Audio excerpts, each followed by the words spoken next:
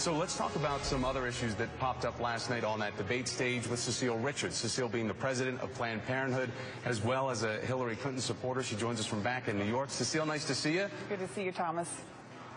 All right, so let's start off with the issue of Hillary Clinton and the questions about these Wall Street speeches, because Bernie Sanders continues to hit her pretty hard on that. And last night he appeared on Hardball with Chris Matthews talking about it. Take a listen.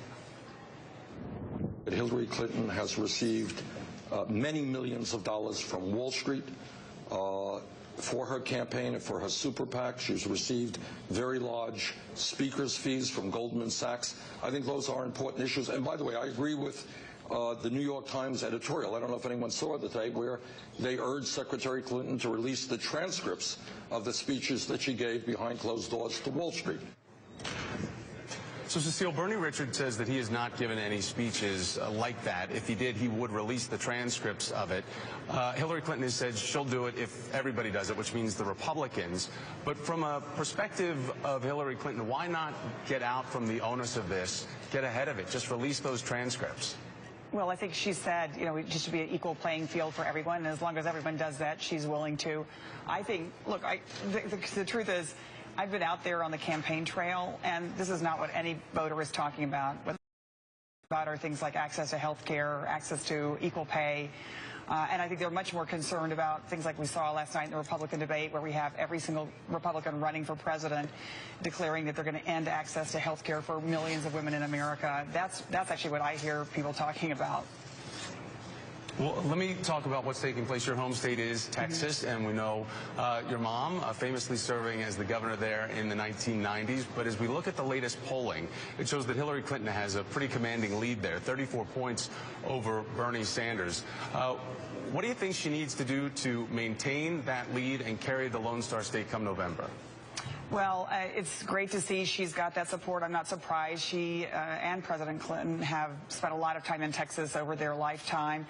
I think it's a state where, as we know, particularly from the point of view of Planned Parenthood and all the patients that we serve, it is a state that has really abandoned women in a number of ways. It's one of the most restrictive states now in terms of accessing basic health care for women.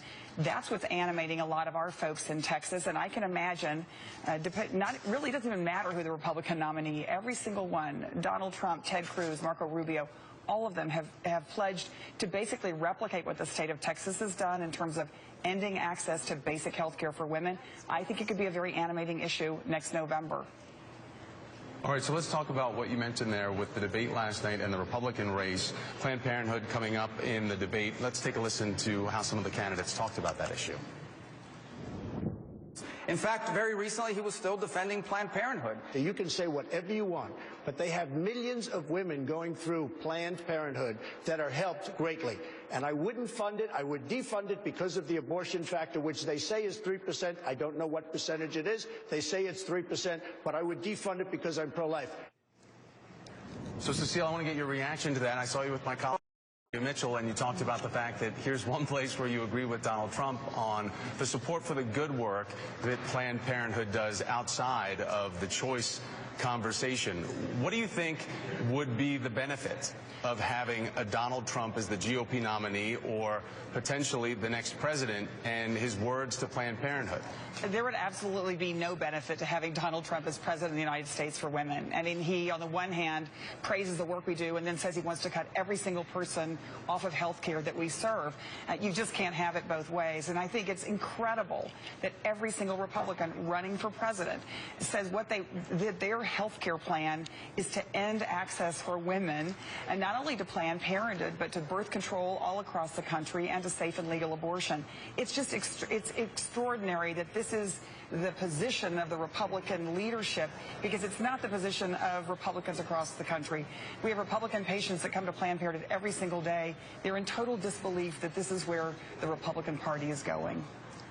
But, Cecile, don't you think that there's an uncommon ally with the praise that Donald Trump does give to Planned Parenthood for the majority of the work that it does? Typically, you would not get that from any GOP candidate. Well, we have in the past. I mean, I think it's important, though, to point out you can't, on the one hand, say you praise Planned Parenthood for all the care that we provide. 1 in 5 women in America come to Planned Parenthood for health care. And on the other hand, say, but we're not going to let people go there anymore for health care. I really just don't think you can have it both ways. And I do think the danger of a Donald Trump presidency is that he would actually end access to health care for millions of people in the country. And particularly low-income women, Thomas. I think that's what's really, really troubling about this, is many folks who come to Planned Parenthood, we are their only doctor, we're their only health care provider. Cecile Richards, Hillary Clinton supporter, president of Planned Parenthood. Cecile, nice to see you. Thanks for your time. Good to see you, Thomas.